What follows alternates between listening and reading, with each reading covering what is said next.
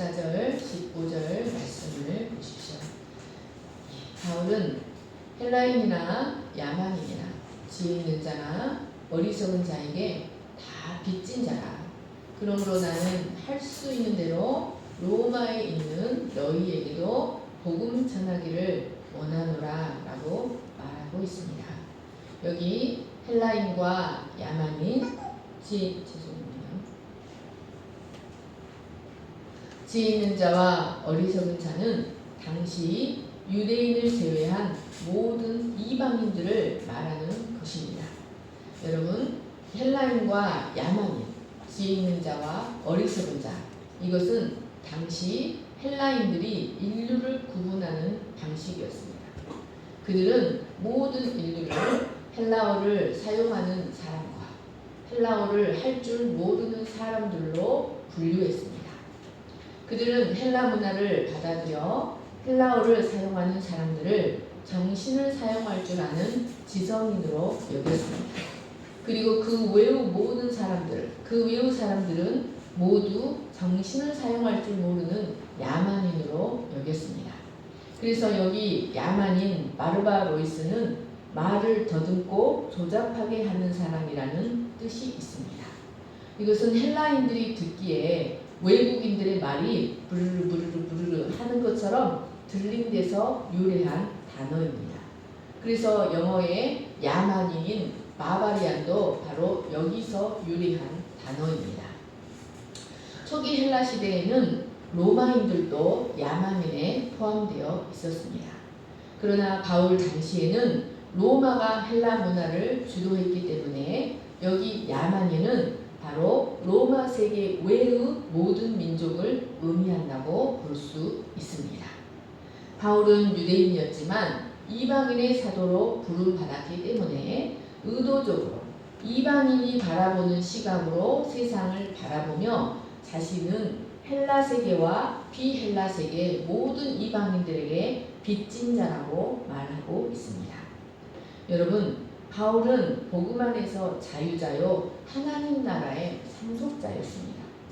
그런데 왜 그는 자신을 이방인들에게 빚진 자라고 표현하는 것일까요? 여기 빚진 자 오페일레테스는 재정상의 빚을 진 채무자 또는 어떤 일을 완수해야 할 중대한 의무를 지니고 있는 사람 또는 하나님과 관련해서는 죄의 빚을 진 죄인이라는 뜻이 있습니다. 그런데 여기서 바울의 빚은 어떤 재정상의 빚이 아닙니다.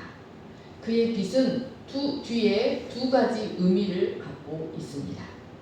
하나님은 바울을 1대1로 만나셔서 그에게 복음을 위탁하셨습니다.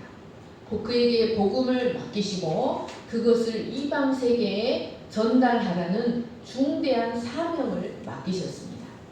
데살로니가전서 2장 3절을 3, 4절을 보십시오. 우리의 권면은 간사함이나 부정에서 난 것이 아니오 속임수로 하는 것도 아니라 오직 하나님께 옳게 여기심을 입어 복음을 위탁받았으니 우리가 이와 같이 말함은 사람을 기쁘게 하려 함이 아니오 오직 우리 마음을 감찰하시는 하나님을 기쁘시게 하려 함이라. 여러분, 바울은 주 예수 그리스도로부터 복음을 위탁받았습니다. 그리고 그것을 이방 세계에 전해주어야 할 복음의 수탁자가 되었던 것입니다. 이것은 마치 물건을 맡은 택배 배달원과 같은 처지입니다. 그 복음을 마땅히, 그 복음이라는 물건을 마땅히 전달받아야 될 자에게 전달되기 전까지 그는 그 물건을 맡은 빚진 자가 된 것입니다. 그래서 그는 이방 세계를 향해 빚진 자가 되었던 것이었습니다. 이는 바울에게 있어서 반드시 변제하지 않으면 안 될 채무와도 같은 중대한 의무였습니다. 심지어 그는 이 의무를 감당하지 않으면 자기에게 화가 있을 것이라고까지 말을 했습니다. 고린도전서 9장 16절 말씀을 보십시오. 내가 복음을 전할지라도 자랑할 것이 없으니 내가 부득불할 일입니다. 만일 복음을 전하지 아니하면 내게 화가 있으리로다. 바울의 인생은 하나님께서 그에게 맡기신 이 중차대한 사명, 즉 복음을 전달해주는 사명을 감당하기 위해 온 힘을 다하는 인생이었습니다. 뿐만 아니라 그는 하나님 앞에서 큰 죄의 빚을 진 사람이었습니다. 그는 성도들을 박해하고 죽이기까지 했던 자신을 구원해 주실 뿐만 아니라 그토록 중차대한 사명을 맡기신 은혜를 생각하면 하나님 앞에서 부채의식을 갖지 않을 수 없었습니다. 디모데전서 1장 12절 말씀을 보십시오. 나를 능하게 하신 그리스도 예수 우리 주께 내가 감사하노. 나를 충성되이 여겨 내게 직분을 맡기시니 내가 전에는 비방자요 박해자요 폭행자였으나 도리어 긍휼을 입은 것은 내가 믿지 아니할 때에 알지 못하고 행하였습니다. 우리 주의 은혜가 그리스도 안에 있는 믿음과 사랑과 함께 넘치도록 풍성하였도다. 믿보다 모든 사람이 받을 만한 이 말이여 그리스도 예수께서 죄인을 구원하시려고 세상에 임하셨다 하였도다. 죄인 중에 내가 괴수입니다. 그러나 내가 긍휼을 입은 까닭은 예수 그리스도께서 내게 먼저 일체 오래 참으심을 보이사 후에 주를 믿어 영생을 얻는 자들에게 본이 되게 하려 하십니다. 여러분, 우리 인생을 돌아보면 참으로 부끄러운 순간이 너무나 많습니다. 그런데 우리 주님께서 그 모든 것을 우리의 수치를 다 씻어주시고 우리의 모든 죄와 허물을 다 용서해 주셨다는 것을 생각할 때 우리는 바울처럼 주의 은혜의 빚을 진 자입니다. 바울은 그런 자신을 용서해 주신 것을 생각할 때 그는 부채의식을 가지고 자신에게 맡기신 복음을 이방 세계에 온전히 전달하고자 마치 임산부가 아이를 낳기 위해 수고하듯 해산의 수고를 감당하였습니다. 특히 그는 자신의 성장 배경을 생각할 때 그 성장 배경으로 인해 유대인과 이방인 사이에서 그 장벽을 쉽게 뛰어넘을 수 있었던 것이 모두 그리스도께서 두 문화권 사이에 막힌 담을 십자가로 허무신 그 은혜의 메시지를 전달하도록 하시기 위한 하나님의 섭리였다는 것을 생각할 때 더욱 큰 은혜의 부채의식을 갖지 않을 수 없었습니다. 바로 이런 부채의식 때문에 그는 할 수만 있으면 로마에 가서도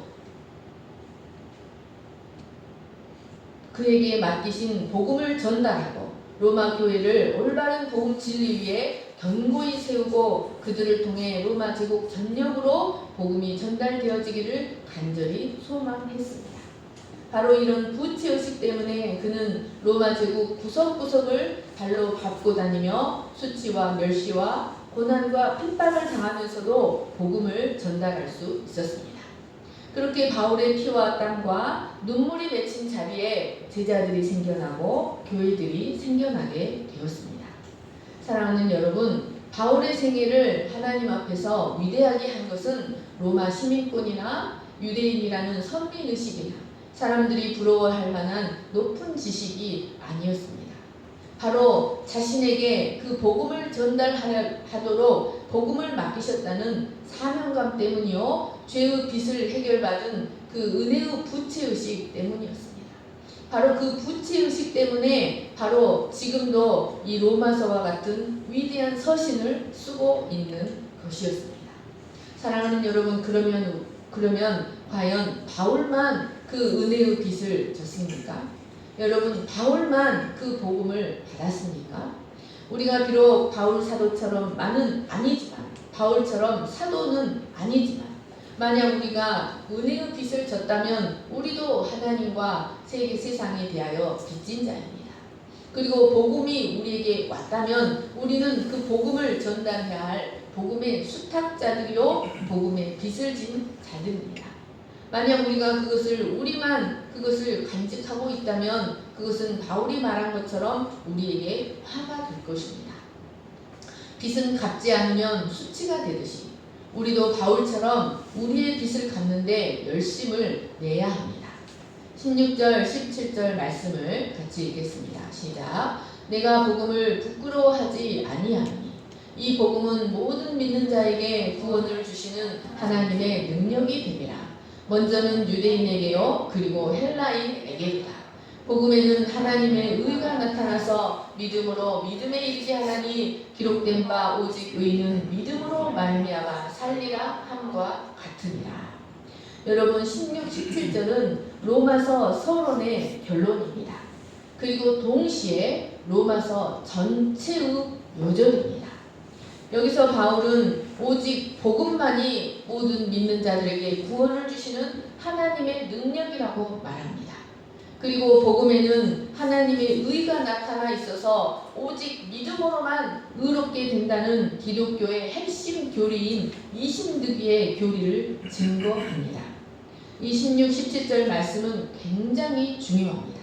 그러나 우리가 시간 관계상 17절까지 다 할 수 없어서 오늘은 16절까지만 살펴보도록 하겠습니다.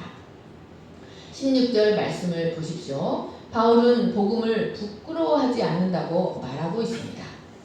이는 단순히 복음을 위해 수치를 참고 견딘다는 뜻이 아닙니다. 이 말은 나는 복음을 자랑스럽게 여긴다는 말씀입니다. 그러나 여러분, 이 말은 사실 바울도 복음을 전하며 사실은 바울도 그 복음을 부끄러워하는 유혹을 받았었다는 것을 의미합니다. 왜냐하면 어떤 것을 부끄러워하려는 유혹을 받은 적이 없다면 그것을 부끄러워하지 않는다고 단언할 필요까지는 없을 것이기 때문입니다. 고린도전서 2장 1, 2절을 보십시오. 형제들아, 내가 너희에게 나아가 하나님의 증거를 전할 때 말과 지혜의 아름다운 것으로 하지 아니하였나니 내가 너희 중에서 예수 그리스도와 그가 십자가에 못 박히신 것 외에는 아무것도 알지 아니하기로 작정하였습니다. 내가 너희 가운데 거할 때 약하고 두려워하고 심히 떨었노라. 여러분, 이 말씀은 그러니까 바울도 사실은 복음을 부끄러워하려는 유혹을 받았었다는 것을 의미하고 있는 것입니다. 그것은 왜냐하면 바로 복음이 유대인들에게는 거리끼는 것이요 헬라인들에게는 미련한 것이기 때문이었습니다. 고린도전서 1장 말씀을 보십시오. 유대인들은 표적을 구하고 헬라인은 지혜를 찾으나 우리는 십자가에 못 박힌 그리스도를 전하니 유대인에게는 거리끼는 것이요 이방인에게는 미련한 것이로다.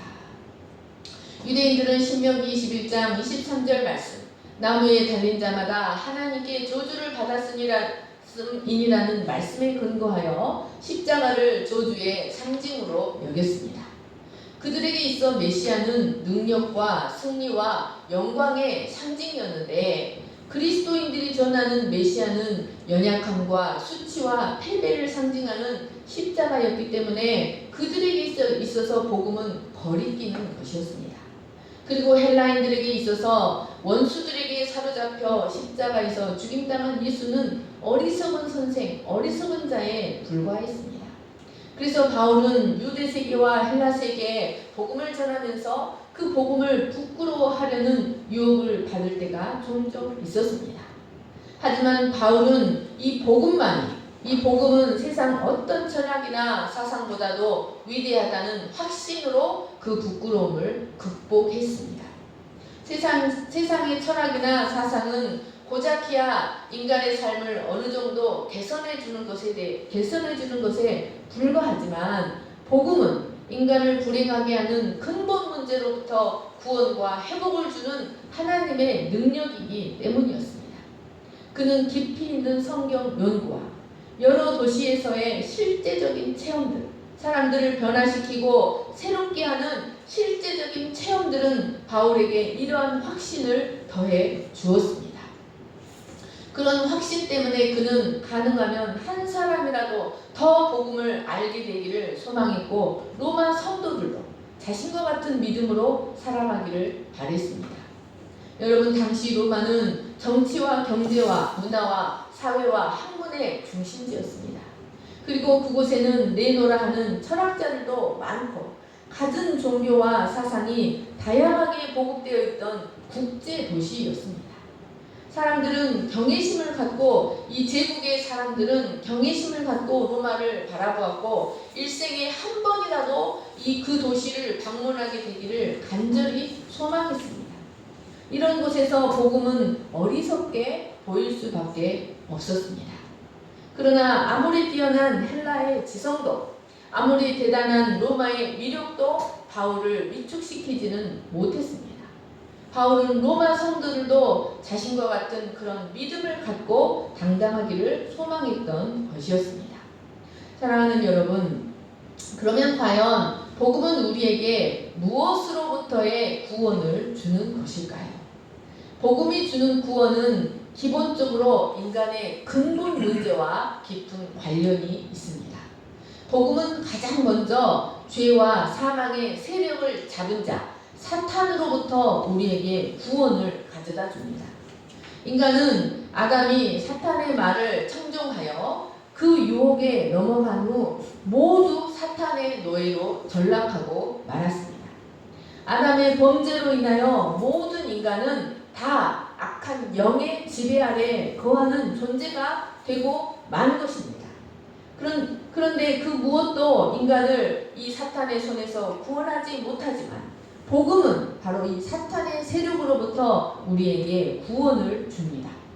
히브리서 2장 14절을 보십시오. 자녀들은 혈과 육에 속하였음에 그도 또한 같은 모양으로 혈과 육을 함께 지니심은 죽음을 통하여 죽음의 세력을 잡은 자 곧 마귀를 멸하시며 또 죽기를 무서워함으로 한평생 매어 종노릇하는 모든 자들을 놓아주려 하시니. 사랑하는 여러분, 그 옛날 바로와 이스라엘의 관계가 무엇을 보여줍니까? 그것은 인간은 그 무엇으로도 이 사탄의 손아귀에서 벗어날 수 없다는 것을 보여줍니다. 그러나 예수님은 십자가에서 죽으시고 3일 만에 부활하심으로 우리의 원수 사탄의 머리를 다하셨습니다. 이로써 자기 백성을 사탄의 권세로부터 완전히 해방시키셨습니다. 뿐만 아니라 두 번째로 복음은 우리를 죄책으로부터 구원을 가져다 줍니다. 여러분, 죄는 죄를 지은 자에게 죄책을 남깁니다. 죄는 그 죄를 지은 자에게 죄의 빚을 남깁니다. 그리고 빚을 진 사람은 반드시 그 빚을 갚아야 합니다. 빚을 갚기 전에는 체주의 노예가 됩니다. 여러분, 우리 인생에 빚이 있다고 생각해 보십시오. 우리 인생이 얼마나 껄끄럽겠습니까? 그런데 여러분, 우리의 죄에 대한 최종적인 죄책은 바로 사망과 심판입니다. 우리의 죄에 대한 최종적인 죄책은 그 무서운 사망과 심판인 것입니다. 그러나 인간은 그 누구도 이 죄책, 자신의 죄책을 해결할 능력이 전혀 없습니다. 그래서 어쩔 수 없이 사탄의 노예로 살고 해결하지 못한 죄책 때문에 결국은 영원한 심판 속으로 들어가야만 합니다. 사랑하는 여러분, 그러나 하나님은 우리의 죄에 대한 죄의 빚, 우리의 죄에 대한 책임을 우리에게 돌리지 아니하시고 죄를 알지도 못하신 자 예수 그리스도에게 돌리셨습니다. 고린도후서 5장 19, 21절 말씀입니다. 곧 하나님께서 그리스도 안에 계시사 세상을 자기와 화목하게 하시며 그들의 죄를 그들에게 돌리지 아니하시고 하나님이 죄를 알지도 못하신 이를 우리를 대신하여 죄를 삼으신 것은 우리로 하여금 그 안에서 하나님의 의가 되게 하려 하십니다. 사랑하는 여러분, 하나님은 우리의 죄에 대한 책임을 우리에게 돌리지 아니하시고 죄를 알지도 못하신 자 예수 그리스도에게 돌리셔서 그 죄책을 모두 짊어지고 십자가에서 죽게 하셨습니다. 그래서 여러분, 우리가 예수 그리스도 안에 있다면 어떤 죄든지 간에 우리의 모든 죄책으로부터 자유로워진다는 것을 믿으시기를 간절히 축원합니다. 여러분, 사탄이 더 이상 우리의 죄와 우리의 허물 때문에 우리를 정죄하지 않을 수 있는 이유가 무엇입니까? 그것은 우리의 모든 죄책을 예수님께서 다 담당하셨기 때문입니다. 그래서 더 이상 사탄은 우리를 정죄하지 않습니다. 더 정죄할 수 없습니다. 우리는 더 이상 결코 정죄함을 받지 않는 삶을 살 수 있습니다. 세 번째로 복음은 우리를 죄의 오염으로부터 구원해주고 손상되고 파괴된 우리의 영혼을 회복시켜 줍니다.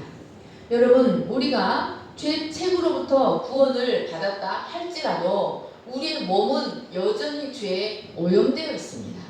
그리고 우리의 인격은 손상되고 파괴되어 있습니다. 그래서 또다시 죄의 유혹을 극복하지 못하고 다시 죄를 범하여 죄의 권세자인 사탄에게 매일 때가 많습니다. 여러분, 이것은 마치 뭐가 같냐면 이 남북 전쟁을 통해서 미국 노예들을 해방시켜 주었는데 그 노예들이 노예 근성에 너무 절어 있어서 인생을 자립적으로 살지를 못해요.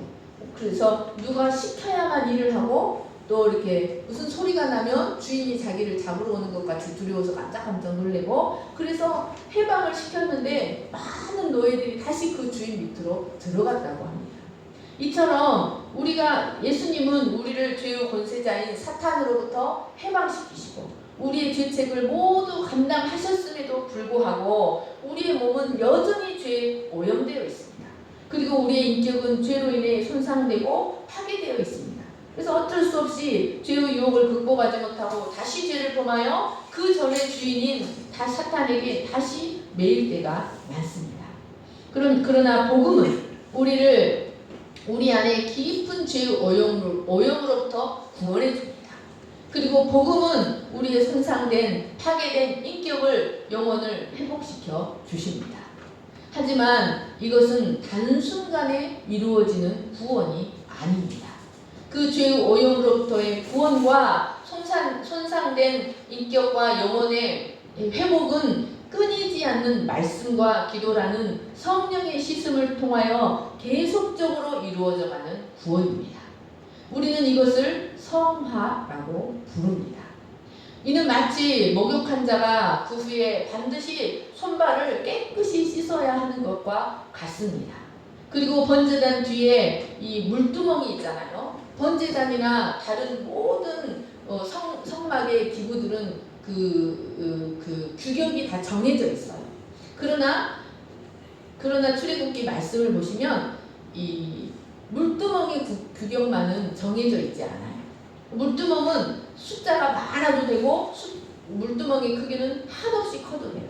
그래서 광야의 성막의 물두멍은 작지만 솔로몬의 성전의 물두멍은요 엄청나게 커서 그것을 사람으로 이렇게 제가 잊어버렸는데 한 2m가 넘어요. 그래서 그것은 사람이 이렇게 들고 없는 게 아니라 기계가 이렇게 기계가 물을 푸고 기계가 물을 담습니다. 그리고 큰 물두멍 외에도 12개의 물두멍이 또 달려 있습니다. 그리고 물두멍은 제한이 없어요. 그것은 이 물두멍이 수시로 손발을 씻는 말씀의 물두멍, 말씀과 기도의 성령의 씻음이라는 우리의 성화를 상징하기 때문입니다.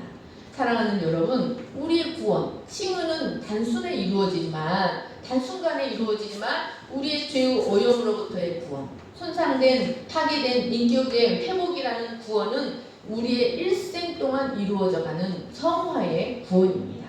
마지막으로 복음은 우리의 죽을 몸이 받는 구원, 영화를 이루어 줍니다.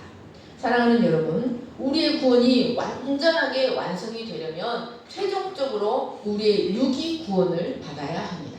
그런데 이것은 우리가 살아서 이루어지는 것이 아닙니다. 이것은 장차 주님의 재림 때 예수님과 같은 몸의 상태로 호련히 변화되는 몸의 구원입니다.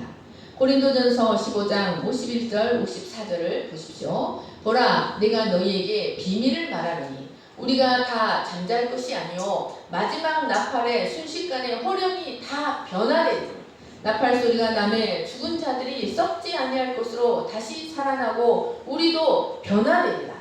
이 썩을 것이 반드시 썩지 아니할 것을 입겠고 이 죽을 것이 죽지 아니함을 입으리로다. 이 썩을 것이 썩지 아니함을 입고 이 죽을 것이 죽지 아니함을 입을 때에는 사망을 삼키고 이기리라고 기록된 말씀이 이루어지리라. 사랑하는 여러분, 복음이 주는 우리의 마지막 구원은 바로 몸의 구원입니다. 이 몸은 장차 주님의 재림 때 예수님과 같은 영화로운 glorified body, 영화롭게 된 몸의 상태로 호련히 변화되는 구원입니다. 이처럼 복음이 우리에게 주는 구원은 이미 이루어진 구원, 이루어져 가고 있는 구원, 장차 이루어질 구원입니다. 즉 복음은 과거의 사건, 현재 사건, 미래적인 사건입니다. 바울은 이처럼 복음은 모든 믿는 자들에게 구원을 주시는 하나님의 능력이라고 하였습니다. 여기 능력이라는 단어 뒤나미스는 어떤 일을 성취할 만한 힘, 체력, 전투력, 정치력이라는 뜻이 있습니다. 이는 영어의 다이나마이트의 어원입니다. 여러분, 이것은 구원을 이루어내시는 하나님의 능력이 얼마나 역동적인지를 보여주는 단어입니다. 그리고 이것은 이 세상의 것들이 가지고 있는 능력과 전혀 다른 스페셜한 능력이다. 그리고 고유한 능력이다 라는 의미가 담겨 있습니다. 여러분, 유대인들은 율법을 능력이라고 생각했습니다. 그리고 헬라인들은 지식과 문화를 능력이라고 생각했습니다. 그러나 그런 것들은 인간을 결코 죄의 권세자와 죄책과 죄의 오염과 영원한 멸망으로부터 인간을 결코 구원해내지 못합니다. 그러나 복음은 인간을 그런 것들로부터 구원해냅니다. 그리고 이전과는 전혀 다른 존재로 변화시키고 이전과는 전혀 다른 삶을 살아가게 해줍니다. 그리고 복음이 일으키는 변화는 어떤 환경적인 요인으로 인해 다시 예전 상태로 돌아가게 하는 그런 가역적인 변화가 아닙니다. 복음은 율법이나 지식이 결코 줄 수 없는 특별한 능력, 고유한 능력을 가지고 있습니다. 그리고 이 모든 신비로운 에너지의 근원은 하나님이십니다. 그러면 이러한 복음의 구원하시는 능력은 과연 어디서부터 오고 어떻게 나타날까요? 이 복음은 총체적인 구원을 우리에게 가져다 줍니다. 그런데 우리에게 이처럼 총체적인 구원을 베푸시는 하나님의 놀라운 능력은 바로 복음의 말씀 안에 들어있습니다. 여러분, 복음의 말씀 안에 인생들을 구원하시는 하나님의 신비로운 에너지가 들어있다는 것입니다. 복음의 말씀 안에 우리의 인생의 모든 문제, 우리 구원의 모든 과정에 대한 답이 이 복음의 말씀 안에 들어있습니다. 그리고 이러한 복음의 능력은 믿는 자에게 나타납니다. 특별히 여기 믿는이라는 단어 피스튜온티와 구원을 주신이라는 단어 에이스 소테이라는 모두 현재형으로 기록되어 있습니다. 이것은 우리가 구원받는 순간도 믿음으로 구원에 들어가지만 과거도, 그러니까 우리가 구원의 여정에 들어가기 위해서 필요한 것도 믿음이지만 현재의 삶에서 구원하시는 능력을 경험하기 위해서 현재 필요한 것도 믿음이라는 것을 가르쳐줍니다. 여러분, 하나님의 구원하시는 능력은 바로 복음에 자신을 온전히 의탁하는 자들에게 현재적으로 나타납니다. 하나님의 구원하시는 능력은 언제나 절대적으로 신실하신 하나님을 현재적으로 믿고 의지하는 자에게 현재적으로 나타납니다. 물론 하나님의 능력은 믿지 않은 자들, 믿음이 적은 자들의 인생에도 일방적으로 나타나는 것이 있습니다. 그러나 오직 인격적으로 역사하셔서 구원하시고 회복시켜 가시는 하나님의 섬세하시면서도 역동적이면서 고유한 그 특별한 능력은 오직 믿는 자에게 나타납니다. 여러분, 믿기를 거부하는 자들에게는 복음이 아무리 큰 능력을 갖고 있어도 아무런 능력을 나타내지 못합니다. 그리고 복음이 그런 능력을 나타내지 못할 뿐만 아니라 오히려 내가 심판받을 수 있는 심판의 근거를 제공합니다. 마태복음 13장 53절 말씀을 보십시오. 예수께서 고향으로 돌아가사 그들의 회당에서 가르치시니 그들이 놀라 이르되 이 사람의 지혜와 이런 능력이 어디서 나느냐? 이는 그 목수의 아들이 아니냐? 그 어머니는 마리아, 그 형제들은 야고보, 요셉, 시몬, 유다라 하지 않느냐? 그 너희들은 다 우리와 함께 있지 아니하냐? 그런즉 이 사람의 모든 것이 어디서 났느냐 하고 예수를 배척한지라. 예수께서 그들에게 말씀하시되 선지자가 자기 고향과 자기 집 외에서는 존경을 받지 않음이 없느니라 하시고 그들이 믿지 않음으로 말미암아 거기서 많은 능력을 행하지 아니하시니라. 사랑하는 여러분, 예수님은 고향에 가셔서 거기서 얼마나 말씀을 전하시고 그곳에서도 얼마나 병자들을 고치시기를 원하셨겠습니까? 그러나 그 마을 사람들은 그가 목수의 아들이 아니냐. 그 어머니는 마리아고 그 형제들은 야고보, 요셉, 시몬, 유다고 그 누이들은 우리와 함께 있지 아니하냐 하고 예수를 마음에서 배척했습니다. 그 결과 예수님은 그들의 믿지 않음으로 말미암아 거기서 많은 능력을 행하실 수가 없었습니다. 사랑하는 여러분, 하나님은 그래서 우리가 믿음 갖기를 원하십니다. 우리가 믿음을 갖기를 원하시는데 사랑하는 여러분, 우리가 믿음을 가질 수 있는 길은 바로 하나님의 말씀에 창림하는 것입니다. 복음의 말씀을 통해 하나님이 어떤 분이신지를 알아가고 그분에 대해 믿음을 갖기를 원하십니다. 여러분, 우리가 말씀을 사랑하고 말씀에 집중하잖아요. 말씀을 읽기만 해도 하나님께 대한 믿음이 우리 심령 안으로 들어옵니다. 이것이 말씀의 능력입니다. 여러분, 우리가 말씀을 읽지만 사실은 말씀은 우리가 읽을 수 있는 게 아니에요. 말씀은 우리가 읽을 수 있는 게 아니라 여러분, 말씀이 우리를 읽습니다. 말씀은 우리가 읽을 수 있는 게 아니에요. 말씀이 우리를 읽습니다. 우리가 말씀을 읽으면 말씀이 우리를 읽어서 우리 안에 믿음을 가지고 그 말씀이 우리 안에 들어오십니다. 여러분, 복음의 말씀은 성령의 능력 안에서 그것이 읽혀질 때 그것을 읽는 자들에게, 그것을 듣는 자들에게 믿음을 불러 일으킵니다. 그리고 그 복음이 주는 믿음은 우리에게 구원을 가져다 줍니다. 사랑하는 여러분, 바로 하나님의 구원하시는 능력은 복음의 말씀 안에서 우리에게 리얼리티, 실제가 되어 나타납니다. 바울은 이렇게 놀라운 복음의 구원하시는 능력이 믿는 자에게 나타난다고 말하고 있습니다.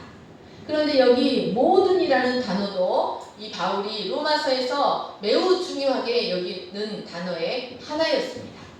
바울은 복음이 모든 인류를 위해 필요한 것이라고 말하고 있습니다.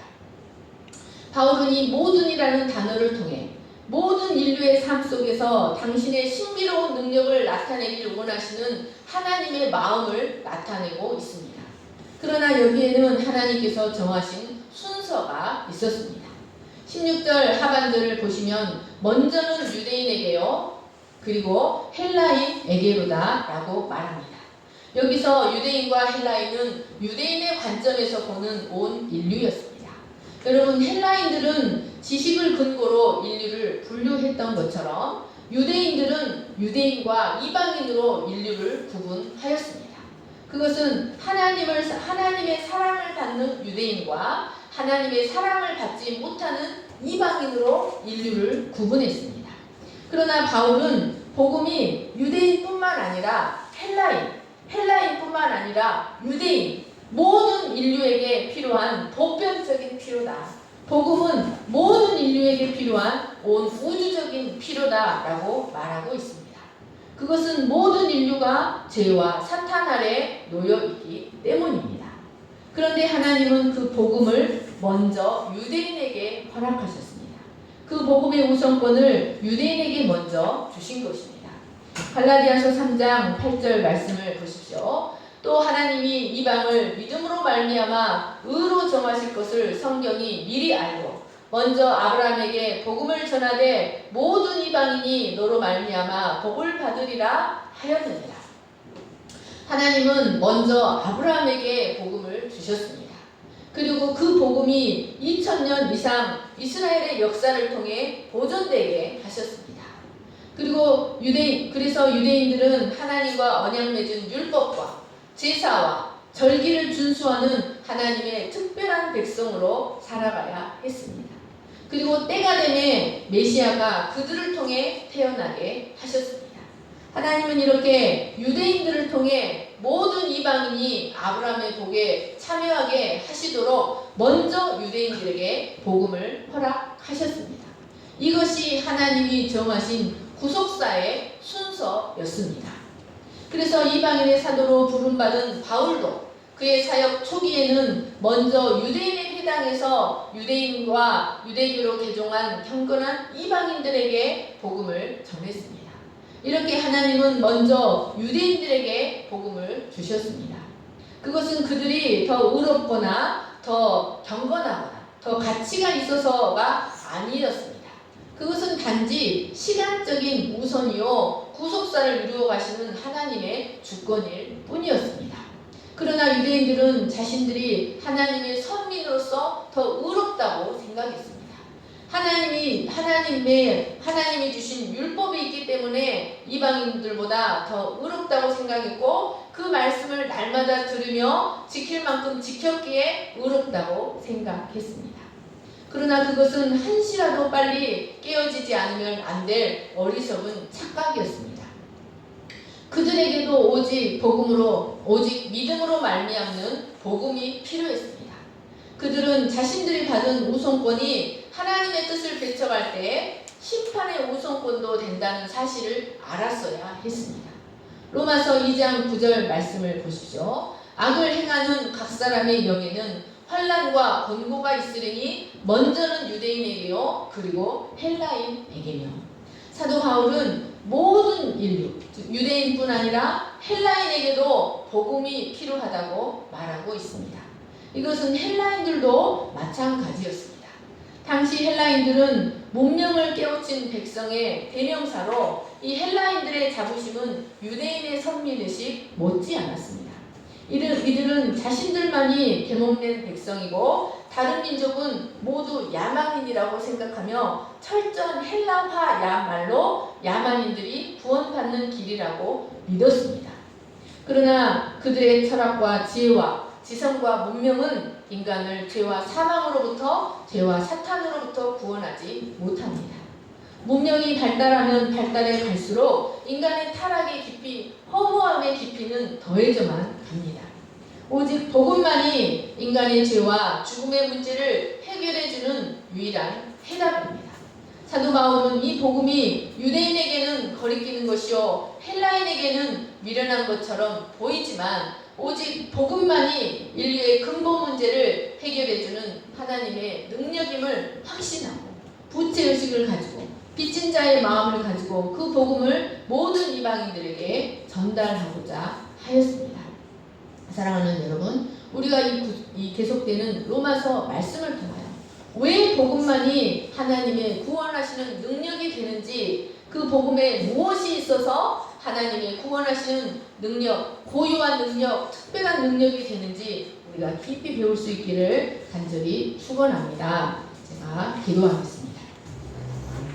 사랑과 은혜가 풍성하신 하나님 아버지, 바울은 하나님으로부터 복음을 이방인들에게 전달하도록 위탁받은 위탁자였습니다.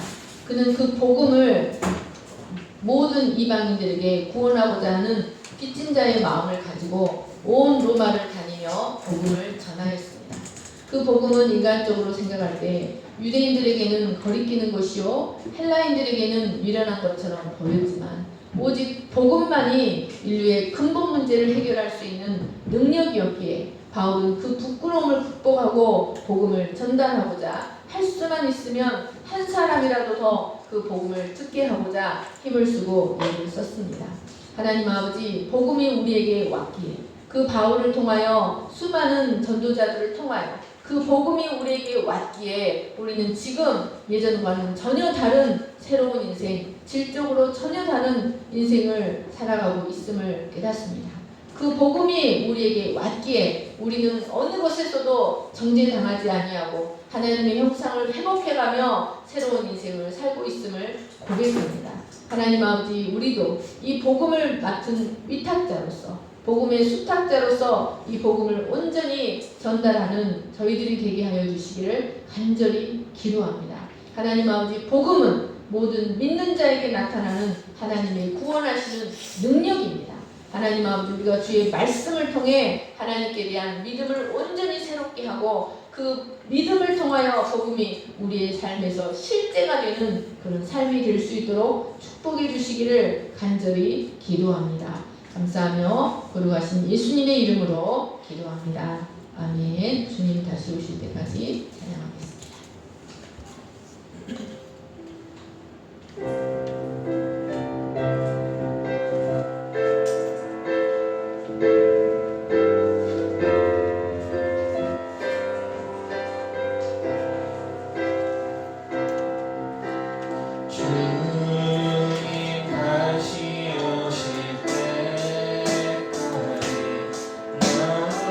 너는 이 길을 가리